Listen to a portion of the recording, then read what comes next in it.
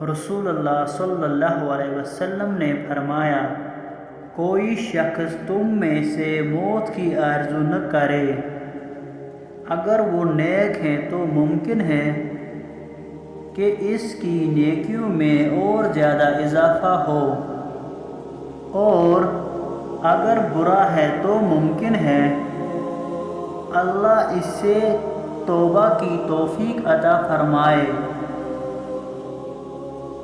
حضرت انس نے کہا کہ ہم رسول اللہ صلی اللہ علیہ وسلم کے ساتھ تھے کہ ہم پر بارش برسنے لگی تو رسول اللہ صلی اللہ علیہ وسلم نے اپنا سر اور کاندھے کا کپڑا کھول دیا حتیٰ کہ بارش آپ پر آنے لگی۔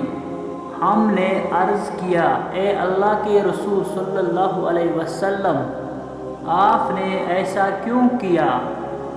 آپ صلی اللہ علیہ وسلم نے فرمایا، کیونکہ وہ نئی نئی سیڑھی اپنے رب عزوجل سے آ رہی ہے۔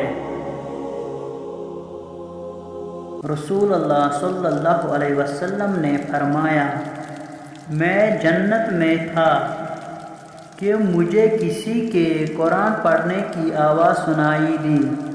میں نے پوچھا، یہ کس کی آواز ہے؟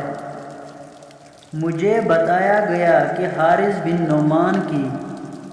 آپ صلی اللہ علیہ وسلم نے فرمایا، والدین سے نیکی کرنے کا ایسا ہی صلہ ملتا ہے۔ حارث بن نعمان سب سے بڑھ کر والدہ سے نیکی کرتے تھے۔